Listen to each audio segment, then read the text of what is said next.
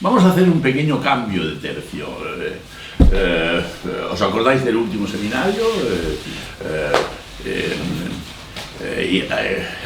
Hacíamos una reflexión acerca del comportamiento ético de los personajes, los 5 hermanos Panda que se habían casado con la Draupadi, y es un tema que tenía que ser continuado el día de hoy porque no se había terminado. Estaban hablando con la madre, diciéndole todo aquel asunto, lo que habéis traído, repartirlo entre todos, etcétera, etcétera, y eso conectarlo con el pensamiento de este nuevo pensador que hemos traído, que es Friedrich Boers, que es un discípulo de Bergson, y Bergson es la evolución creativa, es la expresión de la transformación, y por tanto es una expresión de Bion con el libro de transformaciones, ¿no?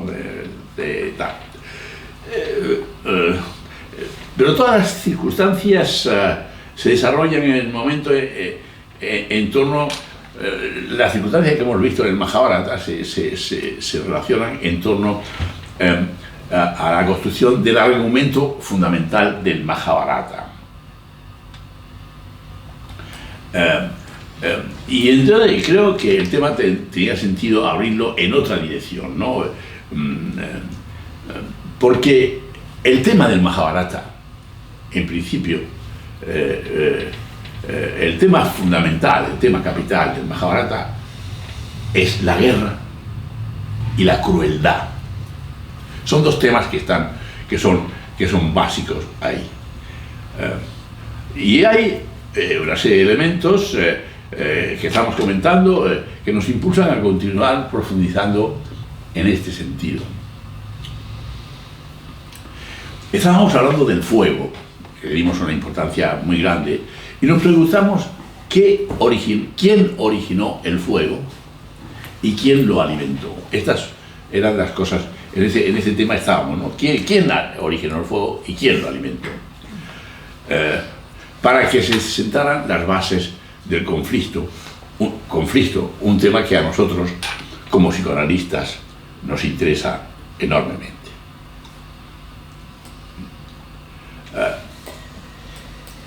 Por otra parte, hay un tema realmente difícil, espinoso, para mí muy incomprensible, que es el tema de la guerra,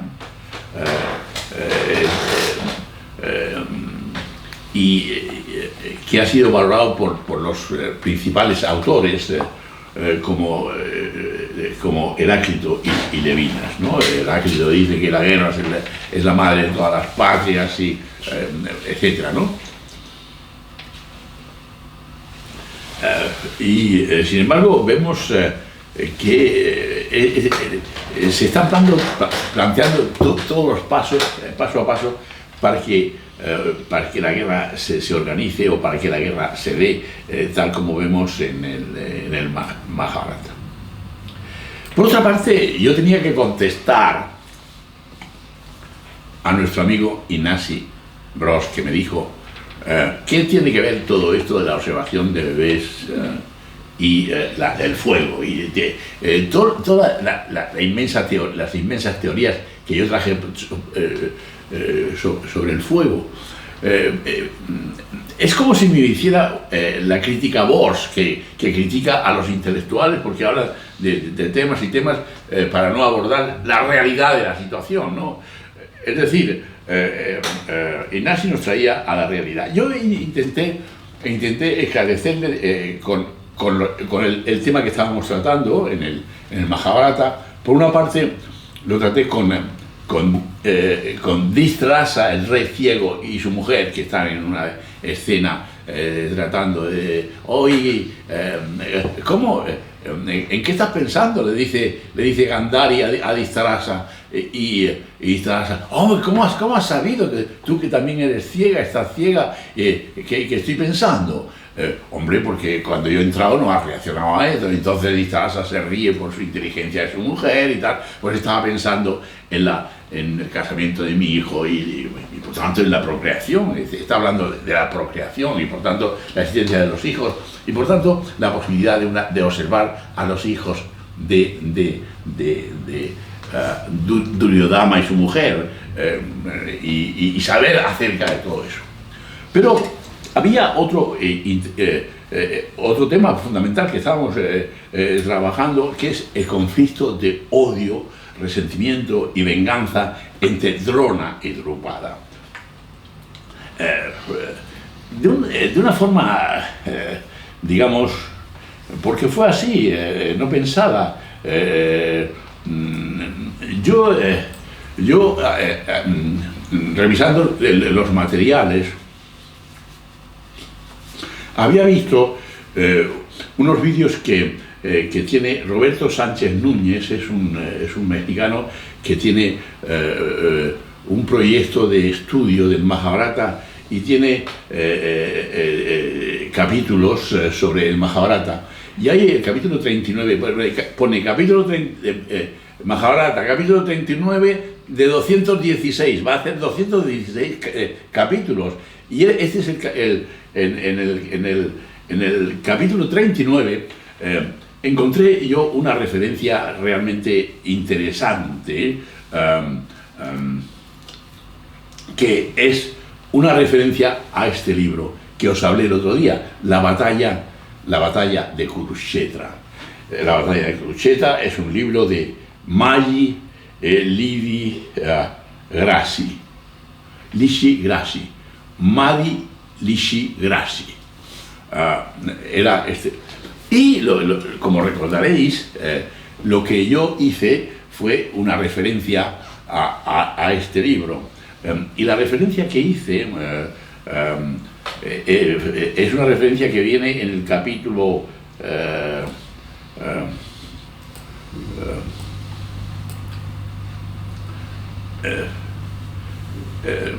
no sé, me parece que es el capítulo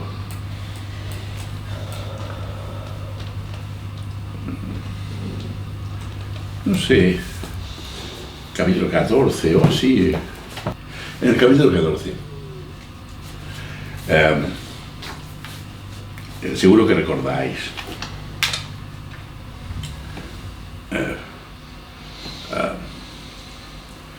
en el capítulo 14, exactamente,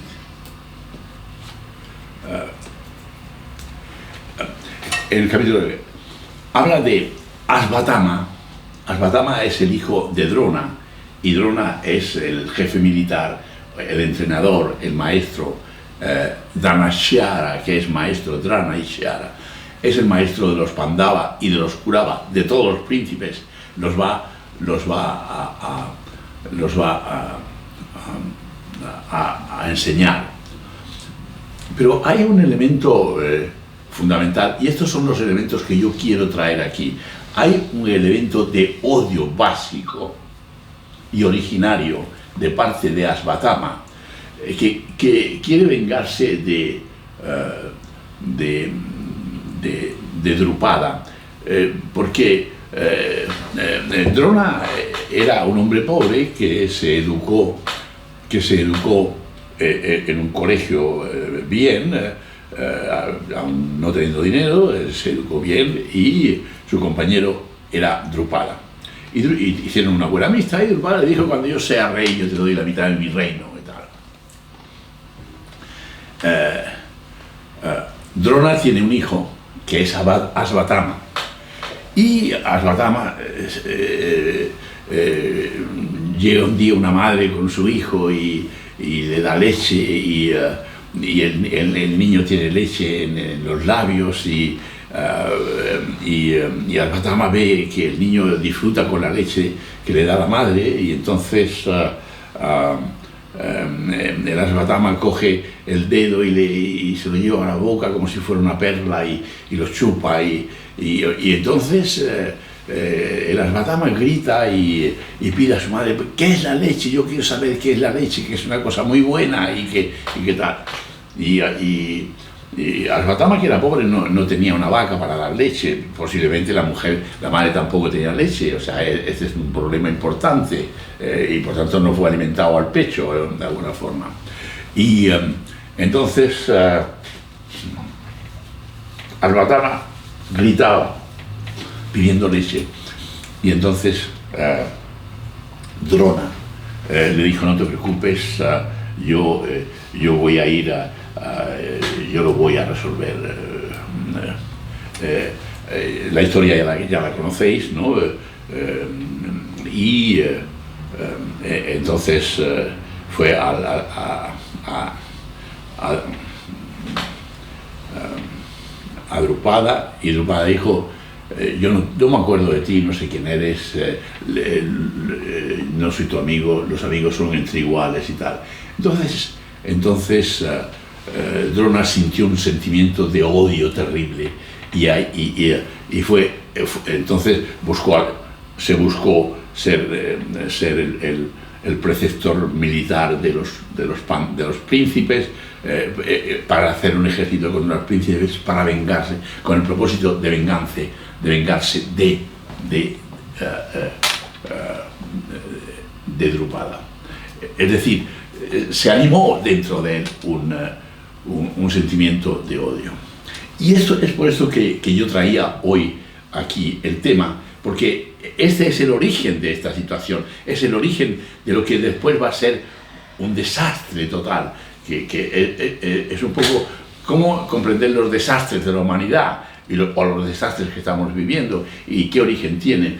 Y tienen un origen justamente muy primitivo en relación, concretamente este mensaje tiene un origen en relación con la leche o en relación con la alimentación primaria del niño. En ese sentido, contesto con el tema que tú me preguntaste, con el Mahabharata, no con un tema intelectual, porque estamos teniendo varios seminarios de observación de bebés y también tratamos el tema del Mahabharata de alguna forma en cada caso. Pero bueno, sería muy largo, sería el hecho de traer un caso entero para comprender cómo se generan las cosas. Sí, pero yo pensaba, tú vas al origen, ¿no? Sí. Al origen de ese odio. Sí. ¿No? Pero podríamos pensar también, ¿no? Y tú lo sitúas ahí en el primer vínculo, pero esta cosa transgeneracional de el odio, la ofensa, la humillación, eso, y la transmisión del odio por ahí, ¿también estaría en esta línea? Totalmente, totalmente, y lo voy a mostrar de qué manera. Voy a tratar de mostrarlo de esta forma.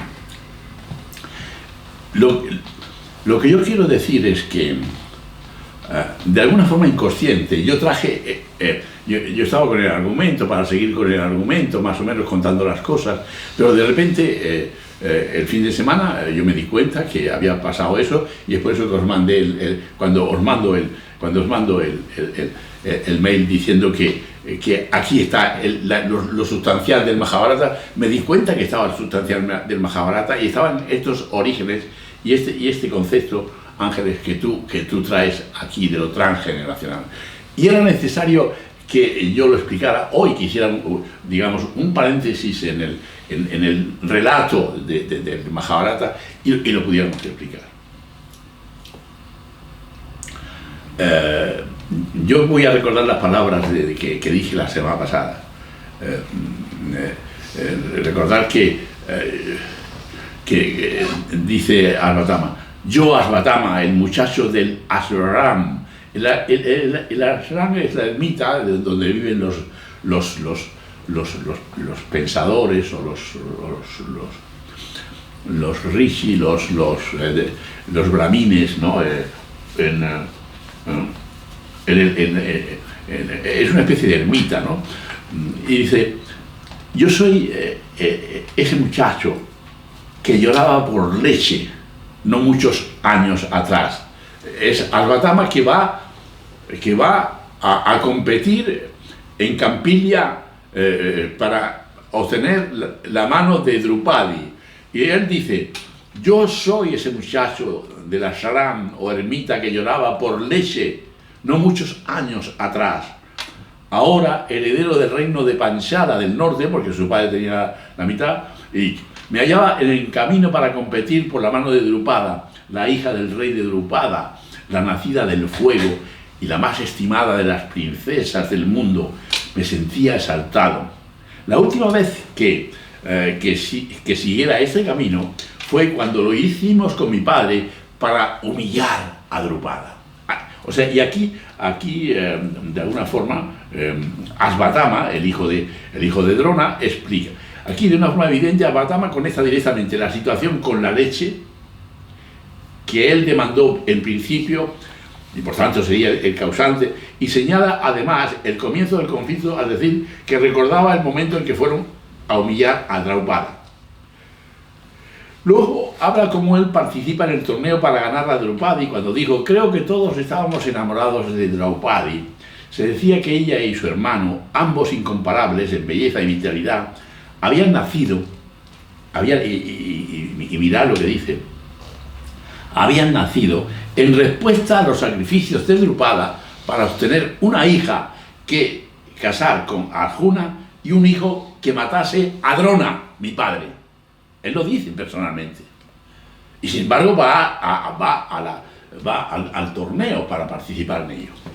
Recordar cómo en el seminario anterior pusimos que Drupadi tenía, según corrían las voces, y esto quería recordarlo porque habla del lenguaje que esta mujer ilustre utiliza en su libro. Su piel aterciopelada era oscura, por lo que se la conocía también como la hermosura del ocaso. Según se decía, su cuerpo efundía la fragancia del loto azul. Tenía sedeñas las cejas, una cascada de cabello negro y azul, y lo más bonito de todo, ojos grandes como lotos, oscuros y fulgentes. Decían que sus uñas brillaban como el cobre y eran curvas como la concha de una tortuga, y tenía todos los signos auspiciosos en los rasgos, la expresión y el porte. Como he dicho, esta descripción de Asvatama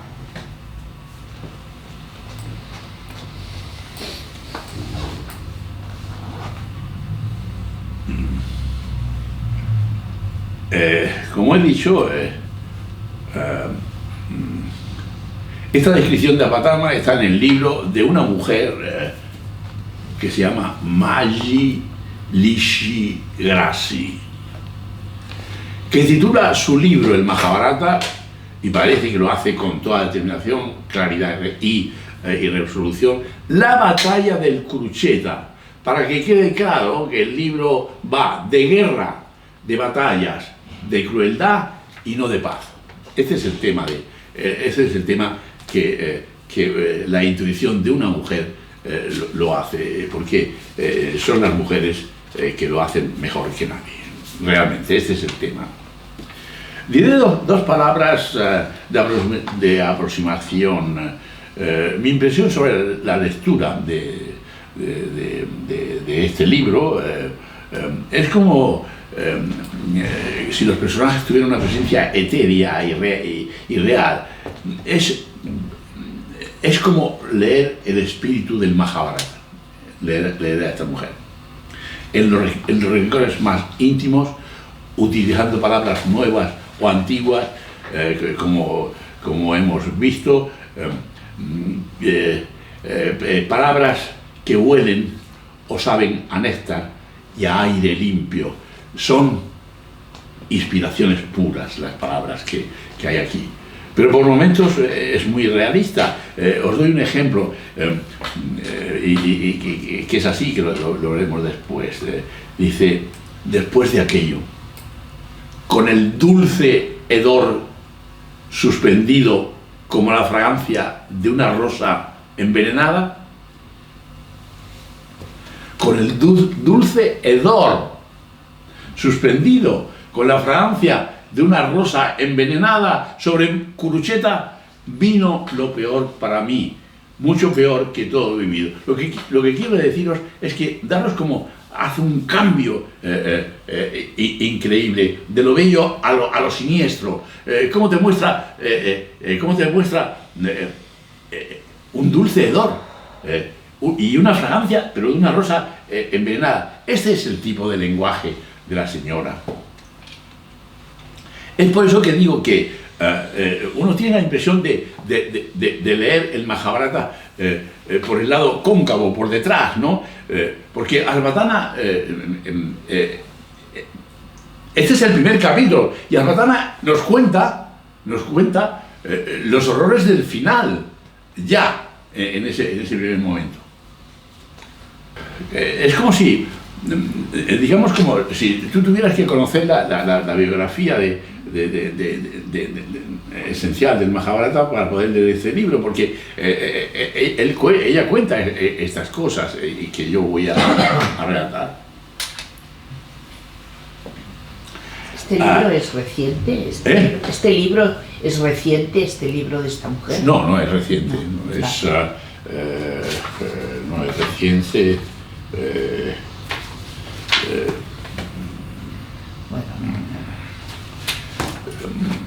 Ese libro está publicado, la primera edición 1997, o sea que no es tal.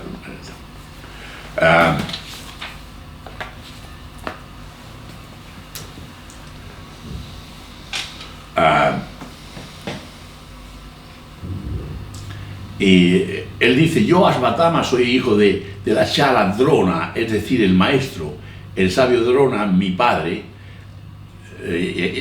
Y aquí estamos para contestar a una parte tuya, y para contestar a una parte tuya, Carmen, para contestar a Ignacio y para contestar a Carmen. Está lo de la leche, como un asunto importante. Al Àngels, quiero decir, al Àngels. Ángeles. Al Ángeles. A ti y al ángel, a ti con esto, y ahora al ángel.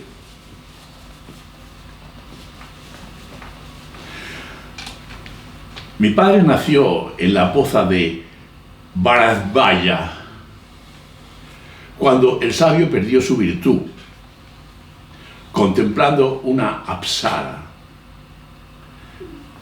La historia es, como posiblemente sabéis, que el sabio fue al río Ganges y vio una mujer desnuda, la apsara Gritachi, y el sabio se llenó de deseo, experimentó una erección, derramó el semen y lo guardó en una drona, entre paréntesis, jarro. El semen lo guardó con mantequilla calificada y lo enterró en tierra. Después de varios meses, sacó el drona de la tierra y allí había un bebé al que llamaron con mayúsculas Drona. Drona por jarra. ¿Os dais cuenta? Es un antecedente uterino, o sea, es la referencia a Bion, ¿no? A lo prenatal, este de adulto se enorgulleció, Drona, de nunca haber tocado los genitales de una mujer, ni siquiera los de su madre. Daros cuenta el significado moral y terrible de decir que no ha tocado jamás, y como un orgullo: yo no he tocado los genitales de una mujer, ni siquiera en el nacimiento, ni siquiera los de mi madre. Es un antecedente brutal, deshumanizado. Drona era muy pobre, estudió hinduismo y artes marciales junto al príncipe Panchala, Drupada. Historia que ya conocéis y que es el tema que nos ocupa con el nacimiento del odio, el deseo de venganza, que venimos comentando a propósito de quién encendió el fuego y quién lo mantiene. Hemos de añadir que Drona se le considera una encarnación parcial del fuego. Por tanto, hace referencia justamente al fuego, que era el tema que a ti te interesaba, ¿no? Era un experto en artes militares avanzadas e incluso en armas divinas y muy destructivas. Este es el padre de Asvatama, una persona con problemas, no con la alimentación materna y su relación con su madre, que es lo que nosotros estudiamos en la observación de bebés, sino con problemas que podríamos calificar de prenatales en relación con el útero, pero que para él fue algo no humano, sino material. Su frialdad, la de Drona, su talante distante y materialista, se puede deber a este origen primitivo, mientras que Asvatama, que recibió atención y cuidados de parte de su madre, tiene un talante cálido y cercano, aunque no olvidemos que él también en un momento ulterior cometerá un acto de suma destructividad, como él mismo reconoce desde el principio de su confesión y que veremos enseguida. O sea, quiero decir que hay un origen en el comportamiento de Drona por su nacimiento y un comportamiento de origen por su nacimiento en Asvatama, pero que es heredado de su madre. Pero algo le queda del padre para que una crueldad brutal se desarrolle en Asvatama. Este es el argumento y es por eso que yo quería traer hoy este elemento al estudio del Mahabharata.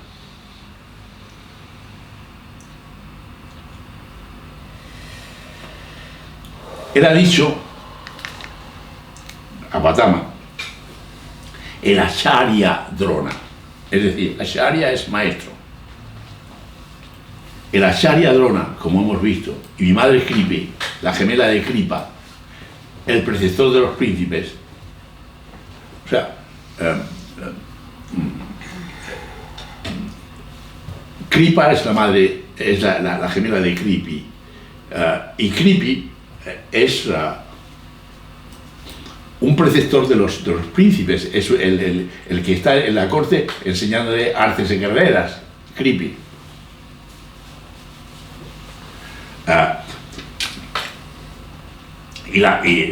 Entonces, fueron unos niños que encontraron en el bosque, Kripa y Kripi, abandonados, y que se los llevaron a Santanu, el padre de Bhishma, Santanu, y los crió. Y es por eso que después el Kripi queda como heredero, como profesor de guerra de los príncipes.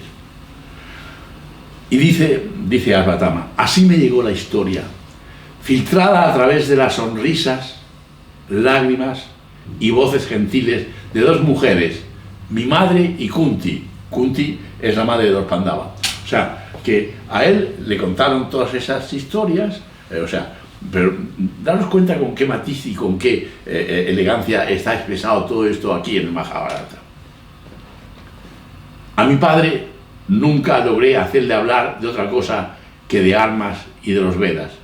Pero mi madre, Kripi, que es esta gemela que encontraron también en el bosque, y ahora veremos la historia, que con su hermano gemelo había sido hallada y adoptada por el rey Santanu, era una dulce y pía mujer, siempre dispuesta a escuchar,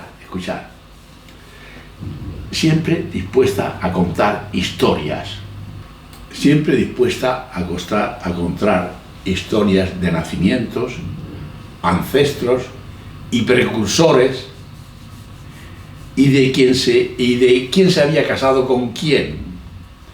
Y yo pongo entre paréntesis, como dice Vic, por los antecedentes, o como dice Bion, que da tanta importancia a lo prenatal, porque ella está muy interesada en todo esto. O con el quién, o sea, el otro, que es lo que dice Levinas. Es decir, era como si fuera una discípula de Vic, Bion y Levinas. Yo lo pongo como tal, ¿no? como antecedentes de Asvatama. Esta Kripi, de la corta melena, tal como se la conocía, era una persona amable y jovial, que habría estado contenta con los simples placeres de la vida, si su destino no lo hubiera llevado tanto en la infancia como después de su matrimonio a Hastinapura. Y yo pongo aquí entre paréntesis, por eso de estar contenta en la vida, como dice Miquel Serrés, que acaba de morir, y nos dice, y unos días antes de morir dijo que el paraíso está en la tierra, una mujer terrenal, pero no terreno artificial como Drona. ¿Me explico? Que nació en la tierra pura y dura.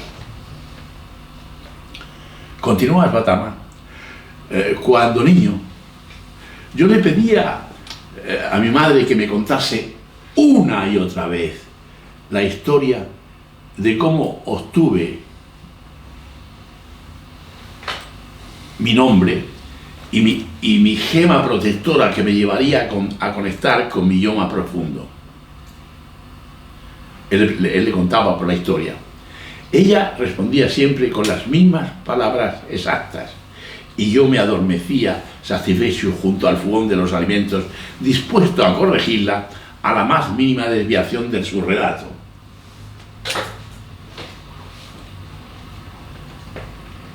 Ella decía: en la cámara donde te había dado a luz, yo estaba respondiendo del esfuerzo y preguntándome por qué no podía oír tu voz y si estabas vivo. Es decir, ya la madre tenía las ansiedades de la muerte prematura, de la muerte instantánea de los bebés, es decir, de no tener vivo, ¿no? Entonces, agitada, llamaba a las mujeres para que me atendieran cuando oí que un caballo piafando entraba en la habitación. En ese punto siempre rompíamos a reír y yo hacía mis mímicas de un caballo hasta que ella me silenciaba poniéndome el dedo sobre la cabeza de modo que la historia continuara. Decía: ni siquiera los sabios lo saben, pero dicen que es tu energía y vida y salud. Daros cuenta qué comentario se da aquí. Los sabios lo sabían. Es lo que estamos investigando a día de hoy. Ni siquiera los sabios lo saben, pero dicen que es tu energía y vida y salud. Y en cuanto al caballo, por supuesto eras tú, mi hijo, diminuto, pero con voz grande, la misma que tienes hoy.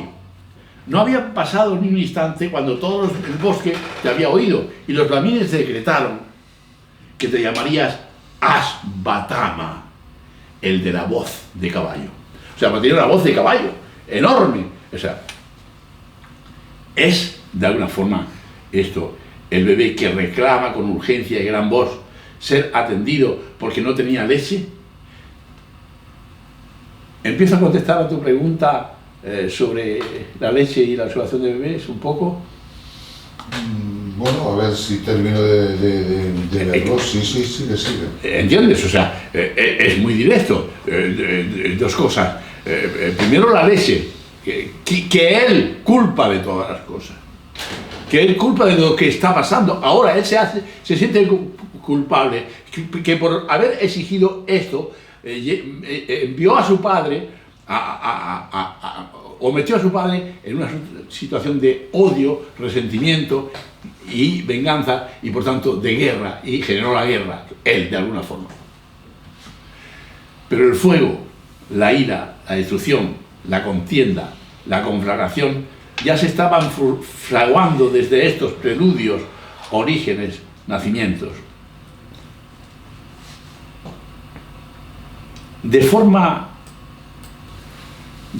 plástica, realista y orientadora, comienza Maggi Licci Grassi con un sueño o pesadilla.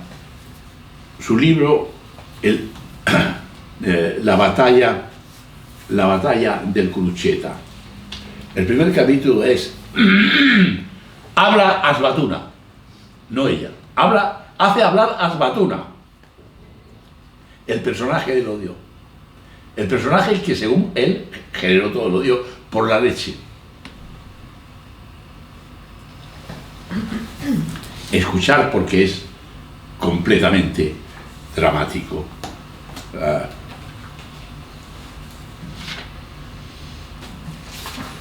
dice así: durante mucho tiempo pensé que era porque había pedido leche.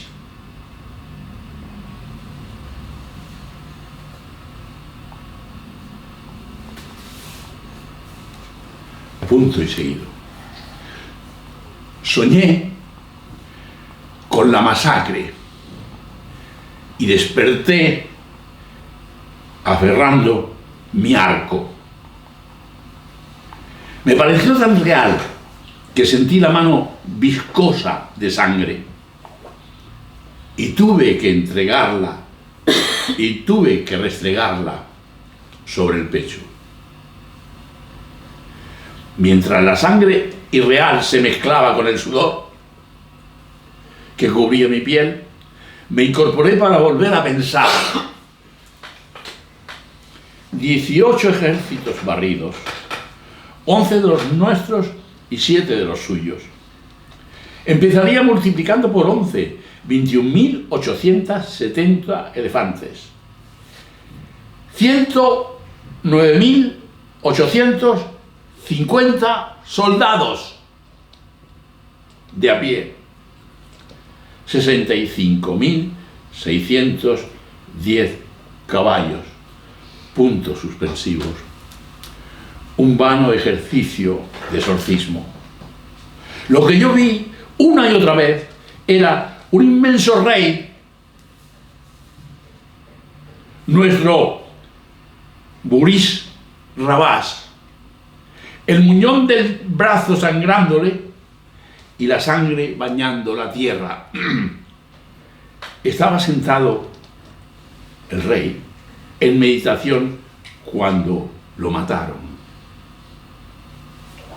Tan deshonrosamente como nosotros matamos a los hijos de los Pandava y a sus ríos mientras dormían.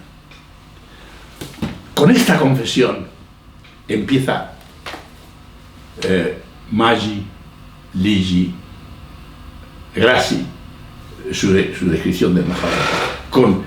Así hablaba Ashvatthama, contándonos el horror de Ashvatthama que entró en el campamento de los Pandava cuando dormían como venganza porque habían matado a su padre y hizo esa masacre.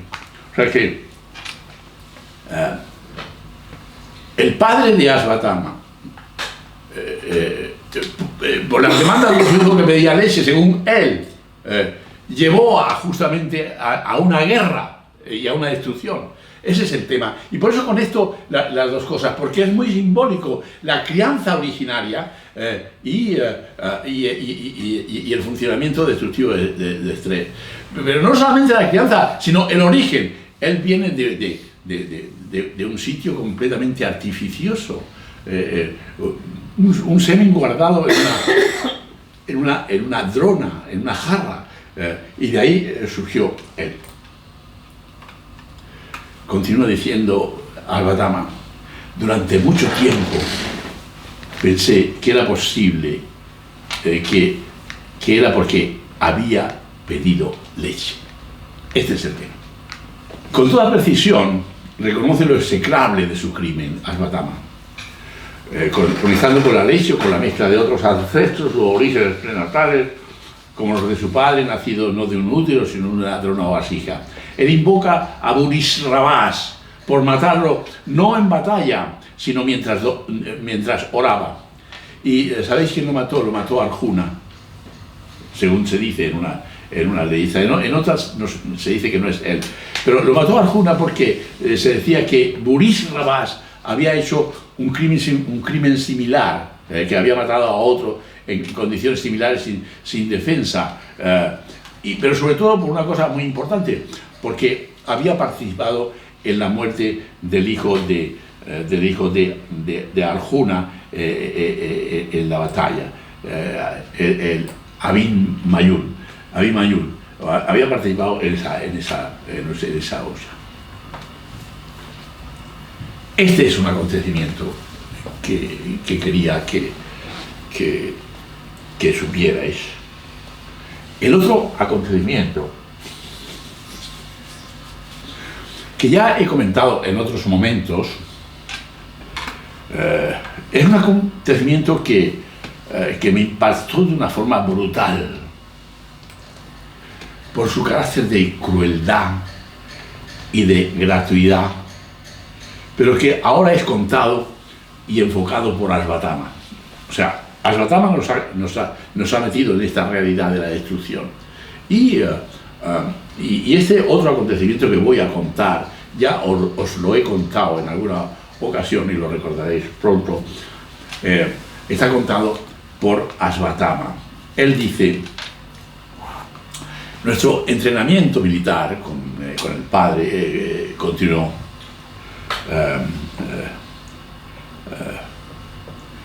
A mi padre lo inspiraba Arjuna, y Arjuna desarrolló gran devoción y gratitud por mi padre.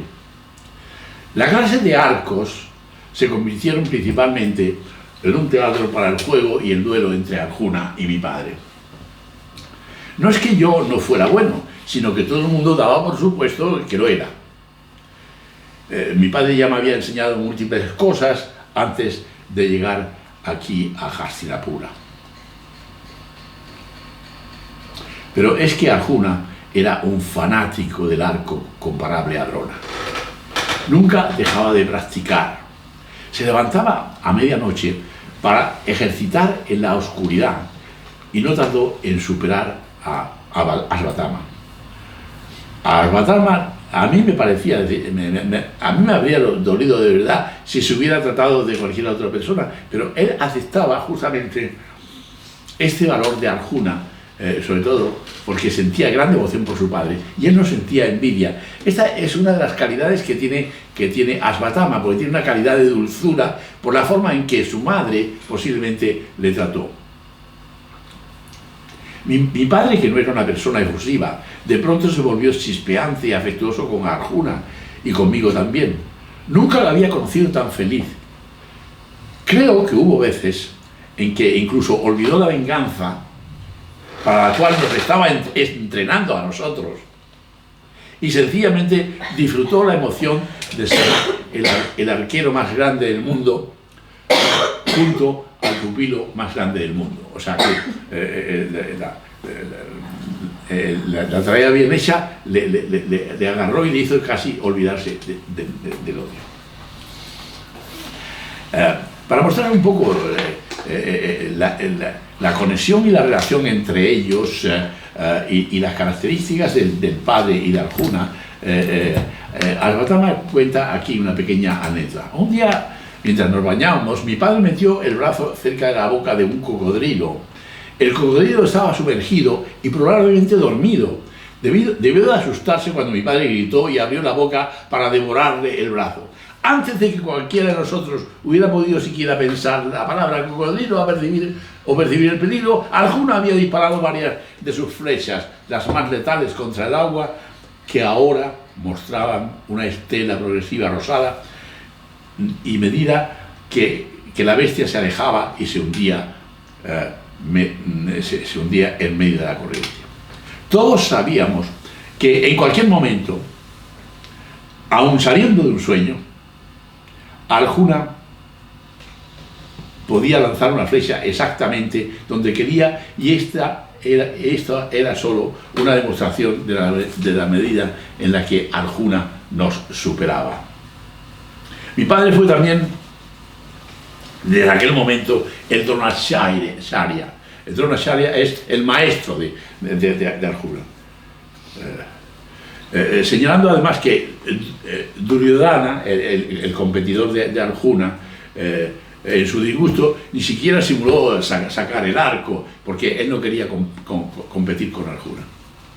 Continúa comentando Ashvatthama: a última hora de una tarde, y este es el acontecimiento, a última hora de la tarde, mientras mi padre estaba alimentando a los peces del estanque, en el jardín de nuestra mansión, una sombra emergió de los arbustos y se arrojó a sus pies.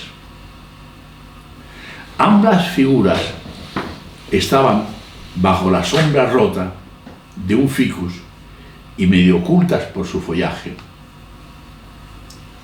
La sombra, postrada, se fundía con los pies de mi padre. Yo estaba sentado en la terraza y empecé a sentir, mientras se desarrollaba aquel acto de pleitesía,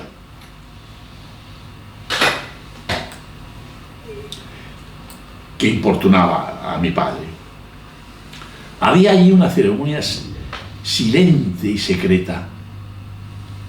Un invisible fluido pasaba entre las dos figuras.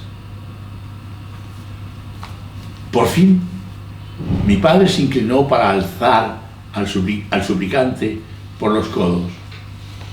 Vi el perfil regular de un muchacho joven y oscuro. No quería levantarse y permaneció de rodillas, las manos unidas, el rostro vuelto hacia el del mayor. Pude oír su voz implorante, pero no sus palabras. Escuché entonces la voz de mi padre, gentil y sosegadora como pocas veces lo era cuando rechazaba algo, porque rechazar era lo que estaba haciendo. El muchacho seguía arrodillado con las manos juntas, los hombros encorvados.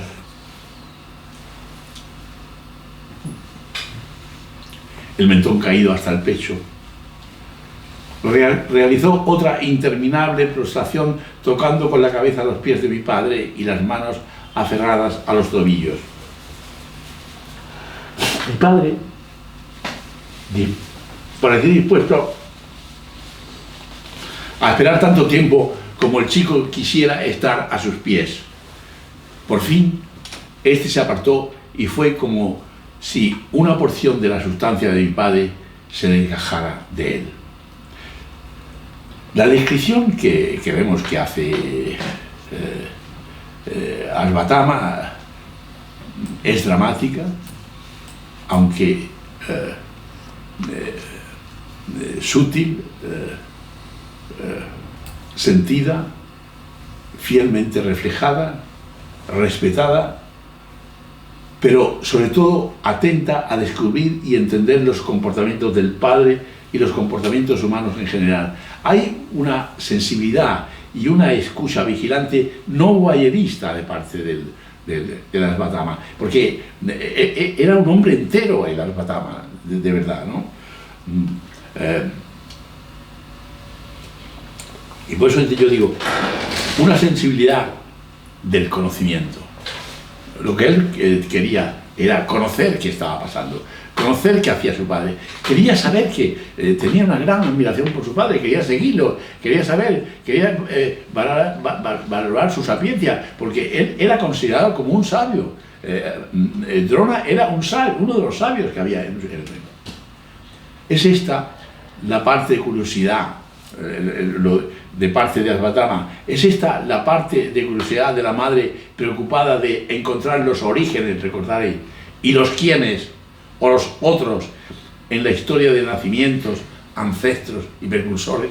Ella estaba preocupada, como si esta historia de los ancestros y de lo que había y de los quiénes era muy importante para su hijo, tan importante como que después iban a pasar cosas terribles. Él continuó observando a su padre. Mi padre era amado por sus estudiantes, pero esta devoción sobrepasaba la que él estaba viendo en este momento. Esta devoción sobrepasaba incluso la de Arjuna. El extraño muchacho partió. Mi padre se quedó allí, enraizado. Daros cuenta qué descripción. Tras un lazo, con gesto de sembrador, arrojó algo a los arbustos, migas para los peces. De nuevo, quiero señalar que la descripción, digamos, culta, profunda, que Asvatama hace, son indicios también de una preocupación realista y sincera por la situación de su padre. Ese es lo que quiero subrayar, que no es un hombre cualquiera, sino que no está allí por curiosear, está allí para saber. Es una de las características del saber. Es una de las características que tiene que tener nuestro saber para ahondarlo, para ser real. Y continúa. Yo estaba aún en la terraza cuando él retornó.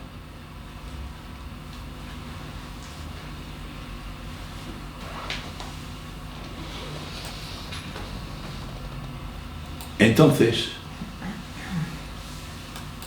él, con sencillez, pero de una forma directa y clara, me dice: ¿quién era, padre?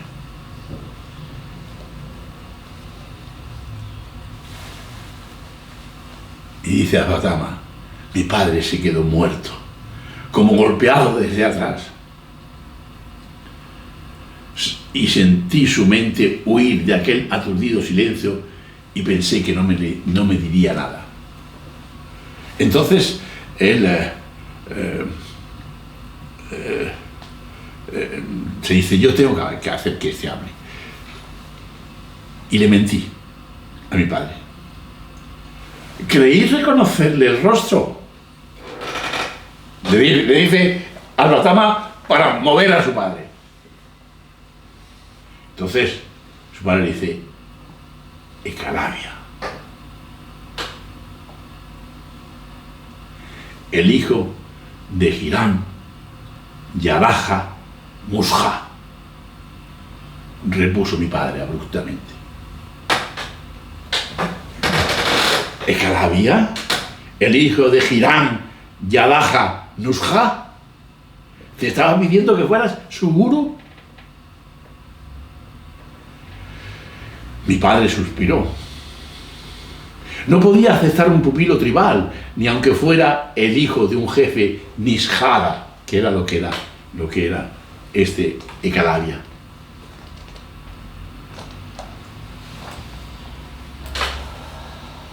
Y escuchar.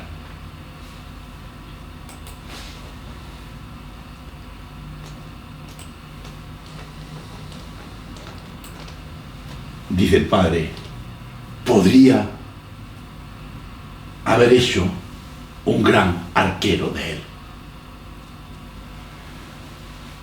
Y el cuco de Asvatthama: ¿mayor que Arjuna? Repliqué pensando que le había sonreír. Mi padre habría prometido hacer de Arjuna el mejor arquero del mundo. La idea de que pudiera tener un rival era nueva y excitante. Me turbaba, y escuchad, me turbaba, pero también me intrigaba. Y aquí adopta la actitud de un científico que se retira de su tema. Me turbaba, pero también me intrigaba. Y quería hacer hablar a aquel hombre de labios prietos. Curioso. ¿Con qué distancia trata ahora de su padre? El asunto le interesaba, le conmovía, le preocupaba y quería saberlo. Entonces, no, yo quiero ser de ese hombre que ya no era su padre, era un objeto de investigación. Él estaba preocupado por el saber, no sentía celos por Arjuna y su sabiduría, pero quería saber qué pasaba con este competidor de Arjuna, que era una parte suya, que él no había tenido celos, porque estaba preocupado por la leche y no por el odio, como su padre. El padre le dice, él le dice: ¿mayor que Arjuna? Y el padre le dice: mucho mejor.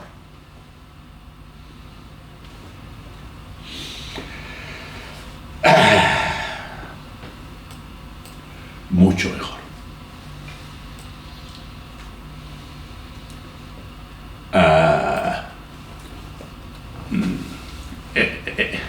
Asvatthama dice: creí que alardeaba. Quizás mi padre soñaba con un ejército de Arjunas que conducir contra, por su odio contra el rey Drupada, y quería tener a mucha gente motivado por el odio del padre.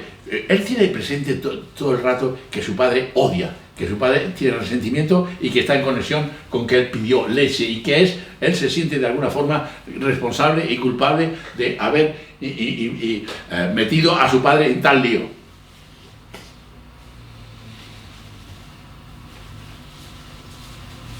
Entonces le dice, ¿no podríais haberlo aceptado con un permiso especial del gran patriarca? El gran patriarca es el Bisma, el abuelo, el tío, como queréis llamarlo. Entonces el padre le dice, nuestros jóvenes príncipes le harían la vida imposible, no lo admitirían. Y además, hay consideraciones políticas que no pueden obviarse, ya sabes, aquí el padre mete la política, ¿no? Que Bisma nos permitiera enviar a semejante arquero de vuelta a su tribu, capaz de entrenar a todo un ejército para su padre Hidan Yadahan Nusha, en absoluto. Entregamos a nuestros posibles aliados y eso ya es un riesgo bastante grande. Dice Asvatthama, tenía sentido lo que decía mi padre, pero mi corazón se dolía con el pensamiento del muchacho. Aquí Asvatthama se ocupa, se preocupa, siente, se emociona con el comportamiento de un ser como este. Tenía sentido lo que decía mi padre, pero mi corazón se dolía con el pensamiento del muchacho, Nishada, haciendo todo. Nishada es el origen de los Nishada, ¿no? El pensamiento del muchacho Nishada, haciendo todo el camino hasta la ciudad y debiendo retornar a la jungla con sus esperanzas destrozadas, que es donde él vivía. Aún podía ver los pies de mi padre manchados por las lágrimas de Ecalavia. Luego, muchas tardes, el chico se marchó, ellos se quedaron en su mansión, y muchas tardes pensé que su sombra cruzaba fugaz el jardín, pero meses antes de que volviera, pero pasaron muchos meses antes de que volviera a verlo y a plena luz del día. Es decir, él tenía el deseo, él quería, él deseaba que volviera otra vez esa sombra que él había visto, para que hablara con su padre y para que su padre reaccionara, para tener un padre dulce, generoso, abierto, comprensivo, democrático, real, que no tenía. Y que lo que tenía era un padre con resentimiento, con odio, con frío, con distancia, sin humanidad.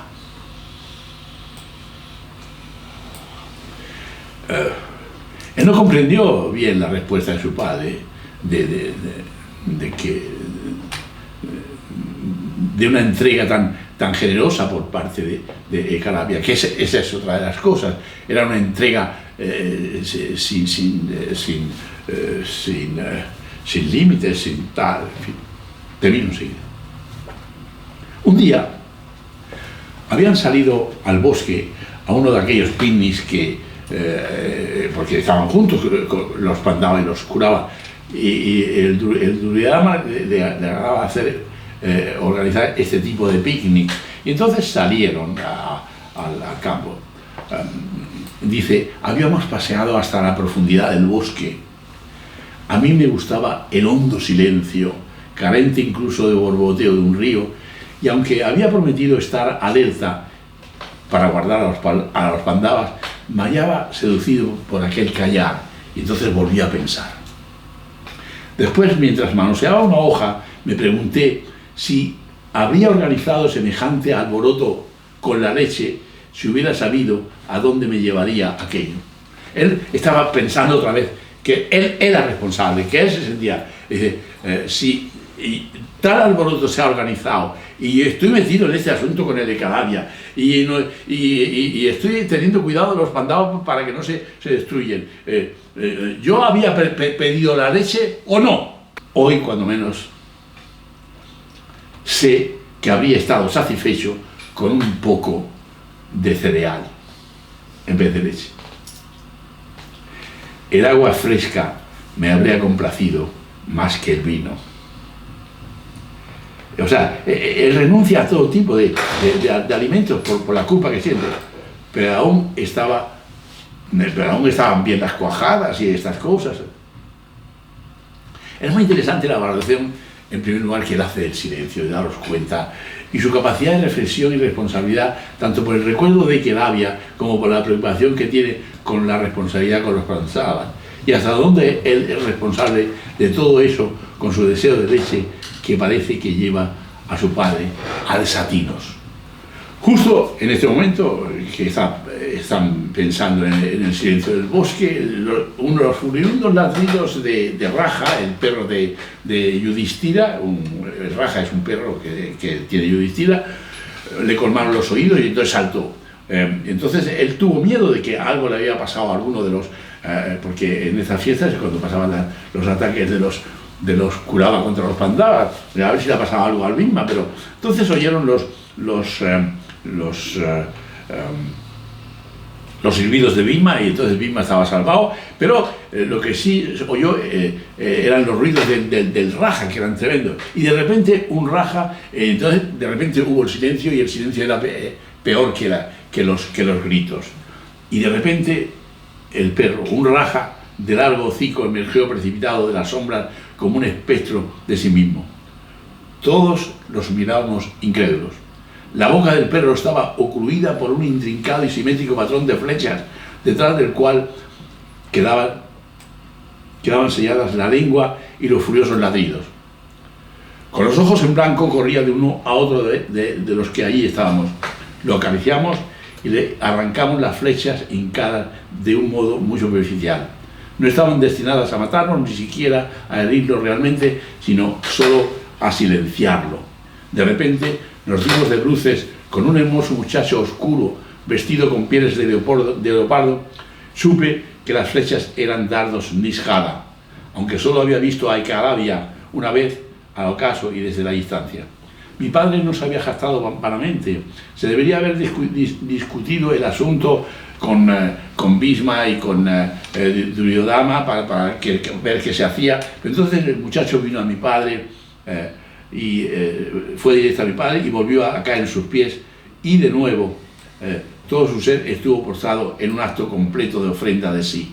Sus lágrimas corrían por los empeines de mi padre. Guru y discípulos se quedaron aquí en silencio e inmóviles. Al final mi padre habló con las más gentiles de las voces, una voz ciertamente que yo no le había oído nunca. ¿Quién eres tú, hijo mío? Aún arrodillado, el muchacho levantó la cabeza y con ella la mirada arrobada a la faz de devoción. El muchacho le dice, soy tu discípulo Calavia, el muchacho Nishada.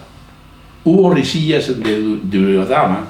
Sakura era más listo y nos enfrentó abiertamente a mi padre, aunque tenía menos respeto por él que su sobrino. Su perjuicio era político y el de Duryodhana eran raceros. Y entonces el padre le dice, pero yo nunca te he aceptado como discípulo, dijo mi padre. Las palabras no tenían nada de la dulzura de su significado.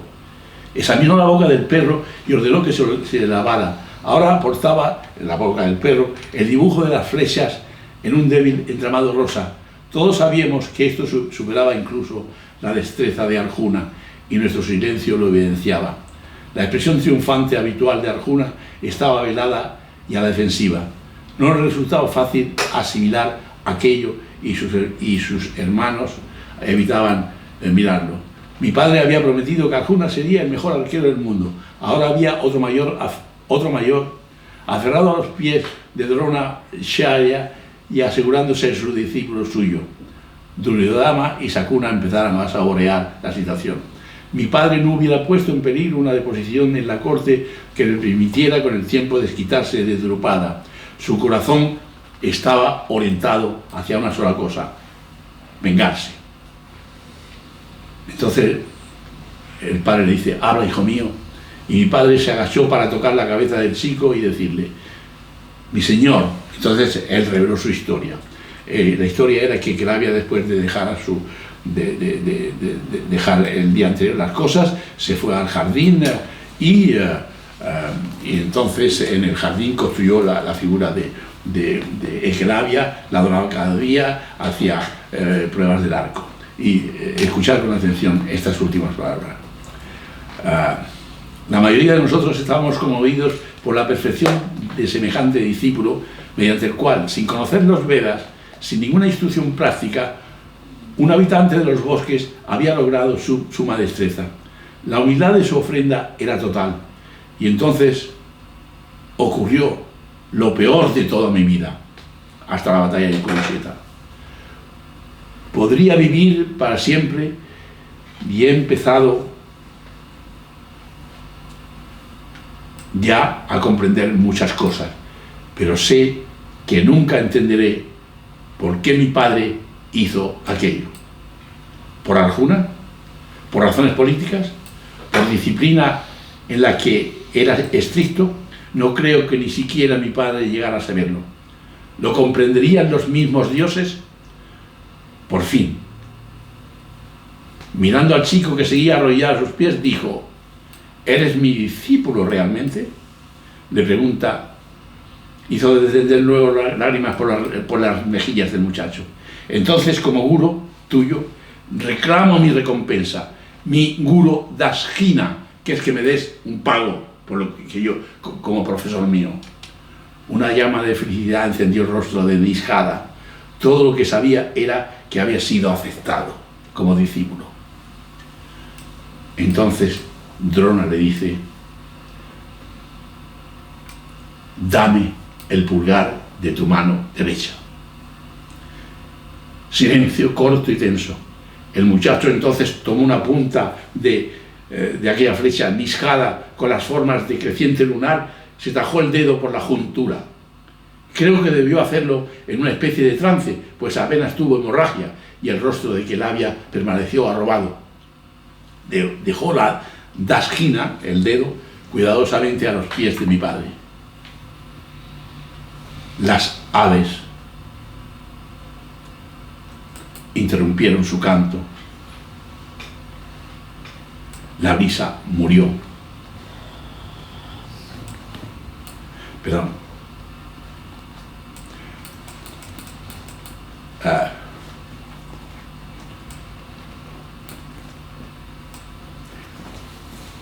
Las aves interrumpieron su canto.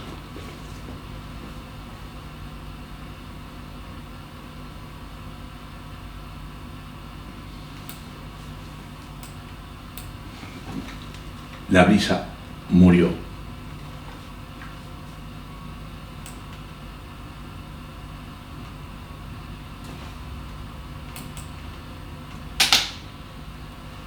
Este momento hermoso y terrible está para siempre grabado en mi memoria.